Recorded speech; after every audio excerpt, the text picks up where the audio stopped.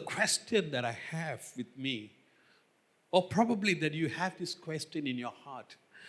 Probably that you are this morning, you are here this morning thinking, will life ever get better? All right, this is the question that many people ask me, as I travel around the world, and even my church people. They have gone through much, they have gone through challenges, and they have gone through life. And, they hoped some better things to happen in the year 2023. But as they enter the year 2024, and they wonder, will life ever get better? Will things change for me? Maybe you feel like that in your life this morning. All right? There seems to be promise after promise given to you. When you start the year 2024, probably there are so many promises that has been given to you, and you wonder when all these promises are going to be fulfilled in your life. Will life ever get better? And probably that you are going through a dark chapter in your life, and you're wondering, will life ever get better? From desperation to restoration. You are going through a time of desperation. You desperately need the touch of God. You desperately need a miracle. You desperately need a breakthrough. And you're wondering when that miracle and the restoration that are going to happen. All right? And this morning, I want to share with you from one of the beautiful Psalms of David. Psalms, okay, not David, but Psalms. Psalms 88. Okay, let me read for you verse 1. The Lord, you are the God who saves me. Day and night I cry out to you. All right, when you look at this Psalms 88 verse 1, it is like the statement of faith. All right? It's like a statement of faith. All right? That's the last overt statement of faith in this whole psalm. It's like as though the psalmist is making a statement of faith. Lord, you are the God who saves me. Day and night, I cry out to you. But when you look at verses 2 onwards, it doesn't sound like a statement of faith. It sounds like desperation. And I like the Psalms because it just, the psalmist just speaks to God the way he feels it. Sometimes we grow up in the charismatic movement. We are told, don't say anything negative. And therefore we are not able to pour out our heart to God. And we couldn't even express to God exactly how we feel in our heart. Because we were told, you can't say anything negative, all right? Okay, I'm not encouraging you to say anything negative. But when you look at the Psalms has many lament, many complain. One of the gifts the Malaysian has a lot is complaining. We complain about everything. We complain about food. We complain about government. We complain about everything, traffic, and so on. When you look at the book of Psalms, one of the beautiful things about Psalms, the psalmist express exactly the way he feels it. And I believe that God allows us to express to him exactly how we feel. All right? But one thing I notice as I read the book of Psalms, the psalmist doesn't just dwell in the complaint. Yes, he pours out his heart to God, but he doesn't just dwell in complaining. He moves on in praising God. He moves on in hoping in God. But Psalms 88 is a very different psalm. It's a very unusual psalm because from 2 till the last word, the Psalms is about pouring his heart to God, pouring his complaint to God, pouring his frustration to God. And the Psalms just ends like that. And you go, what? I'm hoping happy ending. Yeah? All right? Okay, look at verse 2. Psalms 88 verse 2. I am overwhelmed with troubles, and my life draws near to death. I'm counted among those who go down to the pit. I am like one without strength. I am set apart with the dead, like the slain who lie in the grave, whom you remember no more, who are cut off from your care. You have put me in the lowest pit, in the darkest depth. Your wrath lies heavily on me. You have overwhelmed me with all your waves. You have taken from me my closest friends and have made me repulsive to them. I'm confined and cannot escape. My eyes are dim with grief. I call to you, Lord. Every day I spread out my hands to you. Do you show your wonders to the dead? Do their spirits rise up and praise you? Is your love declared in the grave, your faithfulness in destruction? Are your wonders known in the place of darkness, or your righteousness deeds in the land of oblivion? But I cried to you for help, Lord. In the morning my prayer comes before you. Why, Lord, do you reject me and hide your face from me? From my youth I've suffered and be close to death. I've borne your terrors and am in despair. Your wrath has swept over me. Your terrors have destroyed me all day long. They surround me like a flood. They have completely engulfed me. You have taken from me friend and neighbor. Darkness is my closest friend. Wow. Okay, that's the last verse. The last verse doesn't give us any hope. You have taken from me friend and neighbor. Darkness is my closest friend. There's something, seems to be missing in the Psalms. I thought, the psalm is going to end with, God, you made everything better, and now I'm happy all day long. It's a happy ending. If you're happy, you know it, clap your hands. I don't see those statements at the last verse of the Psalms 88. Isn't that how church is supposed to be? And I thought, that there should be a happy ending, in the Psalms. How can one of the Psalms chosen to be in God's holy, perfect word end like that? Okay, look at it, Psalms 88. God has chosen to include that Psalms in the Bible, Psalms 88. Why? Because our life feels like that. Because our life feels like Psalms 88. Psalms like these are here show that you can be honest with God during those chapters of your life. That you go through pain. That you could pour your heart to God and you can express the exact way that you feel. All right? There are times I've complained to God. I says, God, you're not fair. All right? God, I've heard all my complaints. Lament, complain. Yet, when you look at Psalms 89, yet they do not invalidate God's steadfast love and faithfulness celebrated in Psalms 89. Yes, you could pour your heart to God. You are in despair. Life seems to be not fair to you. Psalms 88, will life ever get better?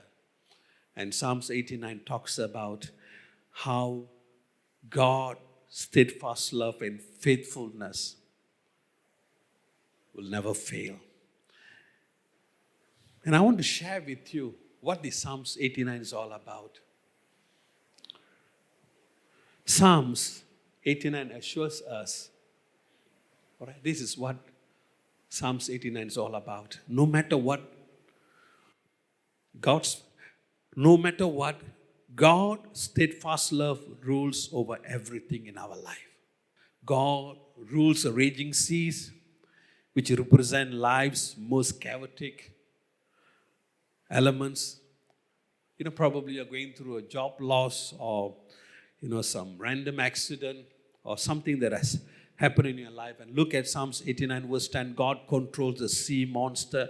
God stands guard at the north, the south. He makes whatever comes from the Mount Tabor in the east or Mount Hermon in the west. Praise His name, meaning there lost no power coming from any direction that He will not turn into His plan for your life that will lead to the praise of His name. Then no matter what happens, somehow God's turned it around to praise His name. Nothing falls outside of God's power and control. Nothing, people. Through which His steadfast and faithfulness are not working for the good purpose which He has for His people, for you and for me. Amen? He will not break His covenant. And I like this word. He will not break His covenant. He will not take back a single word He has said.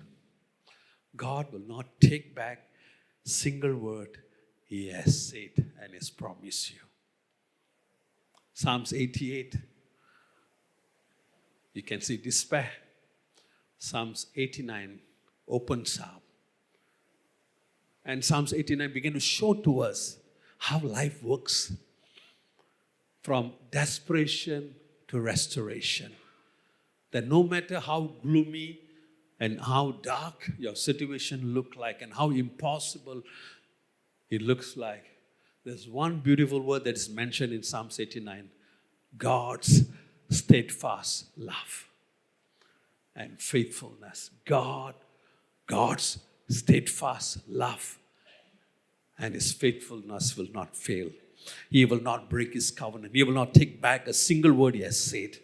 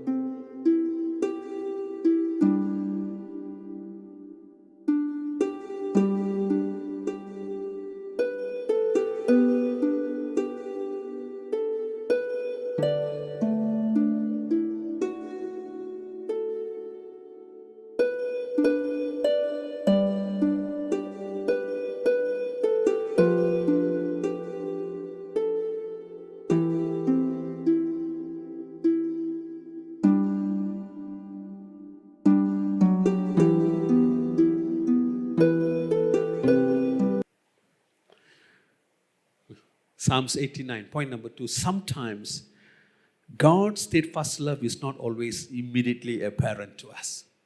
That's the problem with us. We can't see it most of the time. We can't see it immediately. Sometimes God's steadfast love is not always immediately apparent to us. In verse 46, right? When you look at Psalms 88, we can see, we can't see any evidence of God's steadfast love. When you look at Psalms 88, all right?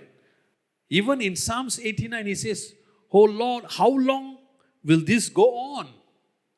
Oh Lord, how long will this go on? Will you hide yourself forever?"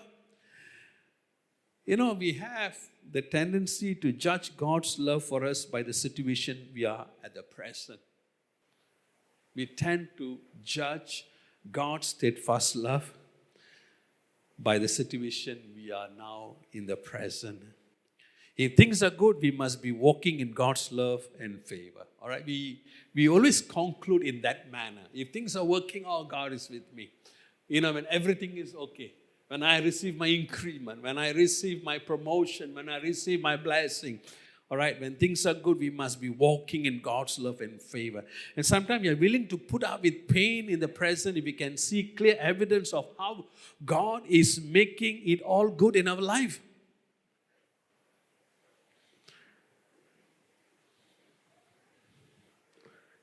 Say like sometime, if you are wrongly fired, and you lost your job. Sometimes you don't see the hand of God, the provision of God. But when that leads you to a better job, then you see, wow, Now I can see God's hand, God's favor. All right, sometimes we can't see evidence of the good plan of God. We always can't see it. Sometimes you may never see it in this life. Right? Most of the time we see it, but sometimes we don't see it in this life. Sometimes God's steadfast love is not always immediately apparent to us. And that's what the Psalms 89 is all about. It is not apparent. He couldn't see it. In Psalms 88, he was struggling.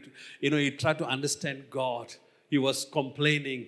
He's asking God, will life ever get better for me? But suddenly in Psalms 89, there's a beautiful word called steadfast love. God's steadfast love. We begin to see God's steadfast love. In the light of God's steadfast love, you begin to see there's always a victory and the way out. And the point number 3 in Psalms 89 is this. God's steadfast love shapes the glorious conclusion of His plan. God's steadfast love shapes the glorious conclusion of His plan. Eugene Peterson, all right, the late Eugene Peterson, who has gone to be with the Lord, and he's the one that wrote the Message Bible, all right. And Eugene Peterson writes a book on the Psalms in which he points out that the laments like Psalms 88 are the predominant category of Psalms. All right, when you read the book of Psalms, there are, Psalms 88 are predominant category of Psalms. But the last 5 Psalms in the book of Psalms, the last 5 Psalms, 146 till 150, Psalms 146 till 150, he points out are all praise. The last 5 Psalms is all about praise. There's not even one complaint to God. It's all praise to God. No lamentation, all right? No complaint, just praise. And Peterson said this. Peterson, the conclusion was that even the shape of the book of Psalms, when you look at the book of Psalms, even the shape of the book of Psalms has a meaning. All prayer prayed long enough eventually turn into praise. All right, I repeat that again.